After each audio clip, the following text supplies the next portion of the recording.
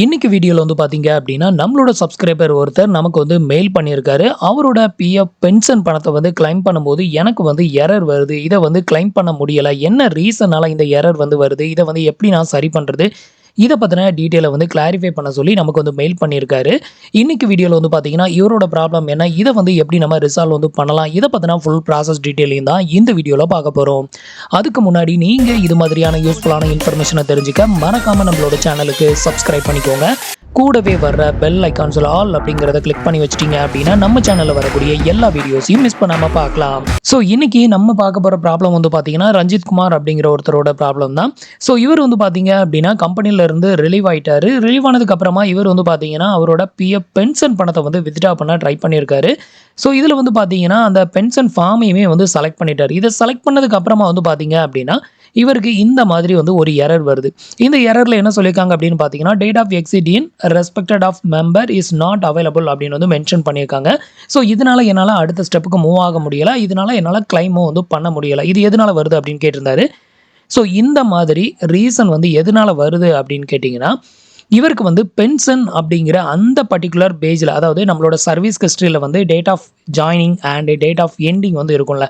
So அந்த இடத்துல வந்து பார்த்தீங்கன்னா பென்ஷன் அப்படிங்கிற அந்த பர்டிகுலர் பேஜில் வந்து இவருக்கு வந்து டேட் ஆஃப் எண்ட் வந்து அப்டேட்டட் ஆகிருக்காது. இப்போ அதை உங்களுக்கு எக்ஸாம்பிளுக்கு வந்து காமிக்கிறேன்.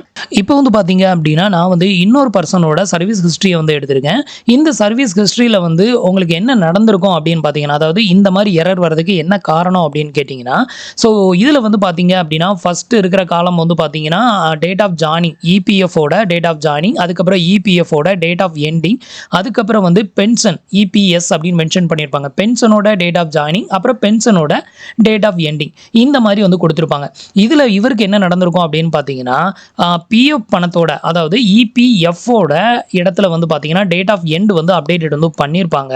அதே இது பென்ஷனோட டேட் ஆஃப் எண்ட் அப்டேட் பண்ணக்கூடிய இடத்துல வந்து டேட் ஆஃப் எண்ட் வந்து அப்டேட்டட் ஆகாமல் மிஸ் ஆயிருக்கும்.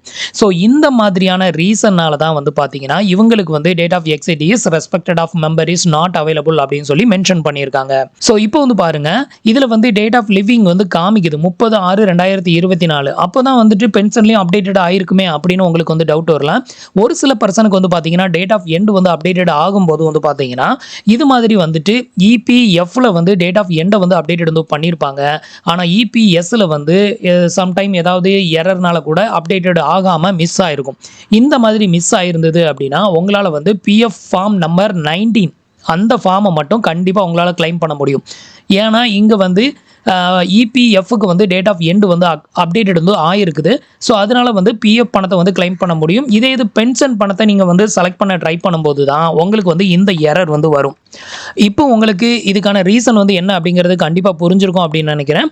ஸோ இது வந்து அப்டேட்டட் ஆகாததுனால தான் வந்து பார்த்தீங்கன்னா இவருக்கு வந்து இந்த எரர் வந்து வந்துகிட்டு இருக்கு. இதனால வந்து பார்த்தீங்கன்னா இவரால் பிஎஃப் பென்ஷன் பணத்தை வந்து கிளைம் பண்ண முடியாது.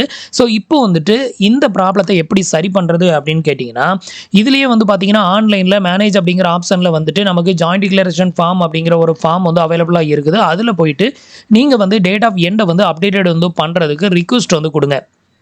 அப்படி கொடுக்கும்போது டேட் ஆஃப் எக்ஸிட் ஆனதுக்கு வந்து பார்த்தீங்கன்னா சம் டாக்குமெண்ட் வந்து அப்லோட் வந்து பண்ண சொல்லுவாங்க. ரிசைன் லெட்டர் எழுதி கொடுத்துருப்பீங்க.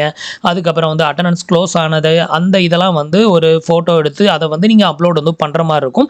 ஸோ அதை வந்து நீங்கள் அப்லோடு வந்து பண்ணீங்க அப்படின்னா உங்களுக்கு வந்து டேட் ஆஃப் எண்ட் வந்து அப்டேட்டட் வந்து பண்ணி கொடுத்துருவாங்க. ஸோ அந்த மாதிரி டேட் ஆஃப் எண்ட் வந்து அப்டேட்டட் ஆயிருச்சு அப்படின்னா அதுக்கப்புறமா நீங்கள் வந்து கிளைம் பண்ணுறீங்க அப்படிங்கிற பட்சத்தில் உங்களுக்கு வந்து பென்ஷன் வந்து ஈஸியாகவே கிளைம் வந்து செட்டில் ஆகும். ஸோ இந்த ரீசனால தான் வந்து பார்த்தீங்கன்னா இவருக்கு வந்து இந்த எரர் வருது. ஸோ நம்மளோட சேனலை புதுசாக பார்க்குறவங்களுக்கு இந்த டவுட் வந்து வந்திருக்கலாம். டேட் ஆஃப் லிவிங் தான் இங்கே ஆல்ரெடி டேட் ஆஃப் எண்டு டேட்டை வந்து அப்டேட்டட் வந்து பண்ணியிருக்காங்க. பிறகு ஏன் இதில் வந்து டேட் ஆஃப் எண்ட் வந்து இருக்காது அப்படின்னு சொல்லிட்டு. ஸோ இந்த ரீசனால தான் இது வந்து பார்த்தீங்கன்னா ரேராக ஒரு சிலருக்கு மட்டும் வந்து பார்த்தீங்கன்னா பிஎஃப்க்கு வந்துட்டு டேட் ஆஃப் எக்ஸிட் அப்டேட் பண்ணிவிட்டு அதே மாதிரி பென்ஷனுக்கு வந்து அப்டேட் வந்து பண்ணாமல் விட்டுருப்பாங்க. இன்னும் ஒரு சிலருக்கு வந்து பார்த்தீங்கன்னா டேட் ஆஃப் ஜாயினிங்கில் வந்துட்டு இபிஎஃப்க்கு வந்து டேட் ஆஃப் ஜாயினிங் இருக்கும், இபிஎஸ்க்கு வந்து பார்த்தீங்கன்னா டேட் ஆஃப் ஜாயினிங் வந்து மிஸ் ஆயிருக்கும். இந்த மாதிரிலாம் நிறைய பேருக்கு வந்து இந்த இஷ்யூ வந்து வரதான் செய்யுது. ஸோ இந்த காரணத்தினால தான் இவருக்கு இந்த ப்ராப்ளம். ஸோ இன்னைக்கு வீடியோவில் வந்து பார்த்தீங்கன்னா ரஞ்சித் குமார் அப்படிங்கிற இவரோட ப்ராப்ளத்தை பற்றி கண்டிப்பாக உங்களுக்கு வந்து தெரிஞ்சிருக்கும். ஸோ உங்களுக்கும் இந்த மாதிரி ப்ராப்ளம் வந்தது அப்படின்னா நான் சொல்கிற மாதிரி இந்த மெத்தடை ஃபாலோ பண்ணிக்கோங்க. ஸோ டேட் ஆஃப் எண்ட் வந்து அப்டேட்டட் வந்து ஆனதுக்கு அப்புறமா 2யும் கிளைம் பண்ணுங்க. நீங்க வந்து ஃபுல் அமௌண்ட் கிளைம் பண்ண போறீங்க அப்படின்னா, date of joining, date of ending இது வந்து இபிஎஃப், இபிஎஸ் 2க்குமே வந்து அப்டேட்டட் ஆயிருக்கா இல்லையா? இது எல்லாத்தையுமே செக் பண்ணிட்டு அதுக்கப்புறமா கிளைம் பண்ண ட்ரை பண்ணுங்க. ஸோ அவசரப்பட்டு ஃபார்ம் நம்பர் 19 கிளைம் பண்ணிட்டு 10C கிளைம் பண்ணும்போது இத வந்து பார்க்காதீங்க. ஸோ அப்படி இருக்கிறப்ப கொஞ்சம் ரிஸ்க்கா இருக்கும். ஸோ அதனால தான் வந்து சொல்றேன். ஃபர்ஸ்ட்டே செக் பண்ணிட்டு எல்லாம் கரெக்ட்டா இருக்கும் பட்சத்தில கிளைம் போடுங்க. கரெக்ட்டா ஒரே அட்டெம்ப்ட்ல வந்து உங்களுக்கு வந்து கிளைம் செட்டில் ஆகும். ஸோ ஃப்ரெண்ட்ஸ், இன்னைக்கு சொன்ன இந்த அப்டேட் இன்ஃபர்மேஷன் உங்களுக்கு ரொம்பவே யூஸ்ஃபுல்லாவும், இன்ஃபர்மேட்டிவாவும் இருந்திருக்கும் அப்படின்னு நினைக்கிறேன். நம்மளோட வீடியோஸ் பிடிச்சிருந்ததுன்னா லைக் பண்ணுங்க, ஷேர் பண்ணுங்க, கமெண்ட் பண்ணுங்க. மறக்காம நம்மளோட சேனலுக்கு சப்ஸ்கிரைப் பண்ணி சப்போர்ட் பண்ணுங்க. தேங்க்ஸ் ஃபார் வாட்சிங்.